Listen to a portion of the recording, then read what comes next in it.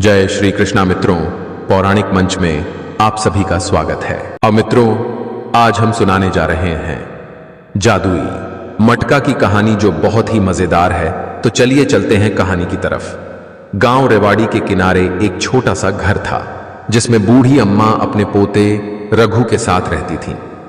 रघु की उम्र सिर्फ 10 साल थी, पर उसकी आंखों में शरारत और सवालों का अंबार भरा रहता।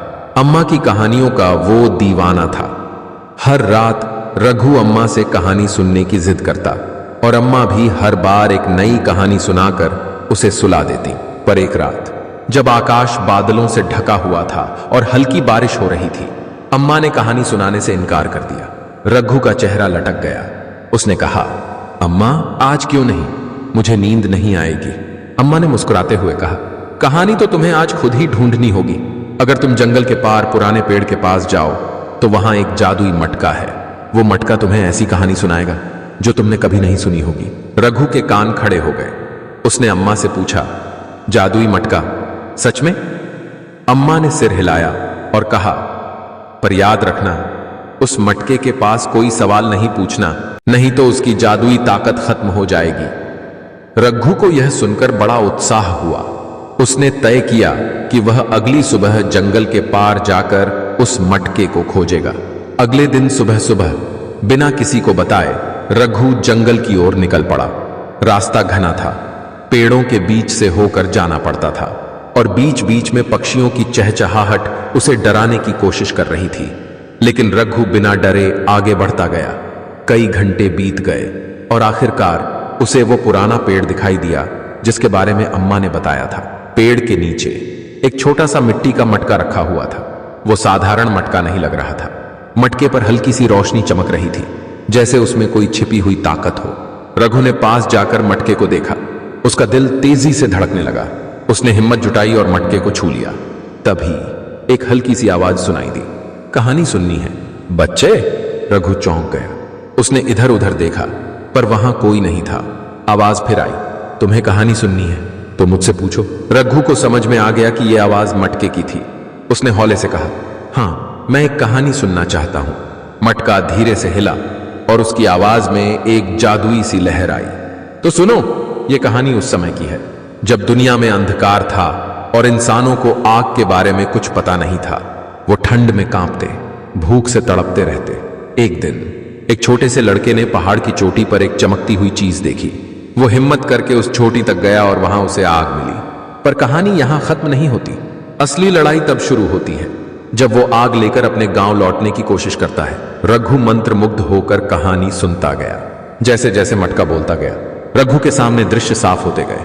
वो खुद को उस लड़के की जगह महसूस करने लगा, जो आग लेकर गांव की तरफ दौड़ता जा रहा था।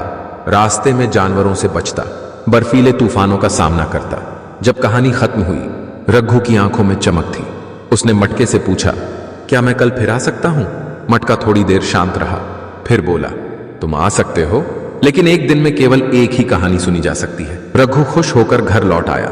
उसने अम्मा को मटके की कहानी सुनाई, लेकिन उसने उस मटके की असली ताकत के बारे में कुछ नहीं बताया। अगले दिन फिर रघु जंगल गया और मटके से एक और कहानी सुनी। यह सिलसिला हफ्तों तक चलता रहा। मटका हर बार एक नई कहानी सुनाता और रघु उसे लेकर वापस आता। एक दिन रघु से रहा नहीं गया। उसने सोचा, मैं मटके से एक सवाल क्यों नहीं पूछ सकता? आखिरकार मैं उसे हर दिन सुनता हूं, और अब तो मैं उसका दोस्त भी बन गया हूं। उसी शाम जब रघु मटके के पास पहुंचा, उसने सीधे पूछ लिया, तुम्हारे अंदर इतनी सारी कहानियां कैसे हैं? क्या तुम खुद इन कहानियों को बनाते हो? मटका अचानक शांत हो गया। उसकी चमक भी धीमी हो गई। रघु ने फिर से पूछा, बताओ ना, तुम्हारे पास इतनी कहानियां कहां से आती हैं? मटके की आवाज में उदासी घुल गई। तुमने सवाल पूछ लिया बच्चे, अब मैं तुम्हें और कहानियां नहीं सुना पाऊंगा। रघु को समझ में नहीं आया कि उसने क्या गलती की थी। उसने मटके से माफी मांगी, मुझे माफ कर दो, मैं केवल जिज्ञासावश पूछ रहा था। मैं तुम्हारी कहानियां बहुत पसंद करता हूं। पर मटका अब ठंडा हो गया था। उसकी चमक पूरी तरह से बुझ गई थी। रघु ने कई बार कोशिश की, लेकिन मटका कोई जवाब नहीं दे रहा था। वो मायूस होकर घर लौट आया। घर पहुंचने पर अम्मा ने रघु की उदासी देखी। उन्होंने उससे पूछा, क्या हुआ रघु, तुम इतने उदास क्यों हो? रघु ने अम्मा को सारी बात बता दी, कैसे उसने मटके से सवाल पूछा और अब मटका कहानियां नहीं सुना रहा। अम्मा ने मुस्कुराते हुए कहा, तुम्हें मैंने पहले ही चेतावनी दी थी कि मटके से कोई सवाल मत पूछना, रघु ने सर झुकाकर कहा। पर अब क्या करूं? अम्मा, क्या मटका फिर से बोलेगा? अम्मा ने धीरे से रघु के सिर पर हाथ फेरते हुए कहा।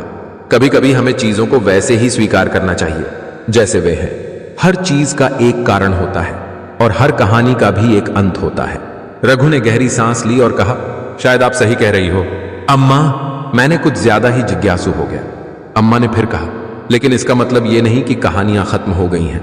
असली कहानियां तो तुम्हारे अंदर ही हैं। तुम जितना जीवन देखोगे उतनी ही नई कहानियां बनेंगी। वो मटका तुम्हें यह सिखाने के लिए था कि हर किसी के अंदर कहानियों का भंडार होता है, बस उसे खोजने की जरूरत होती है। रघु ने अम्मा की बात पर गहराई से सोचा। अगले कुछ दिनों में उसने मटके के पास जाना छोड़ दिया। अब उसकी रातें मटके की कहानियों पर नहीं को बल्कि खुद की कल्पनाओं पर निर्भर करने लगी। उसने अपने आसपास की दुनिया को ध्यान से देखना शुरू कर दिया। हर दिन कुछ नया महसूस किया और हर रात अपनी खुद की कहानी गढ़ने लगा। एक दिन उसने सोचा, शायद वो मटका अब मेरी मदद के बिना भी ठीक है। अब मैं खुद अपनी कहानियां खोज सकता हूं। अम्मा के साथ बैठकर रघु अब न सिर्फ सुनता था बल्कि खुद कहानियां भी बनाने लगा और उसने सीखा कि असली जादू सिर्फ मटके में नहीं था बल्कि उसकी खुद की कल्पना में था। और इस तरह रघु ने मटके से मिली सीख को जीवन भर याद रखा। सवाल पूछना महत्वपूर्ण है, लेकिन कभी कभी जवाब खोजने से ज्यादा जरूरी है। यात्रा का आनंद लेना और कहानियों को महसूस करना।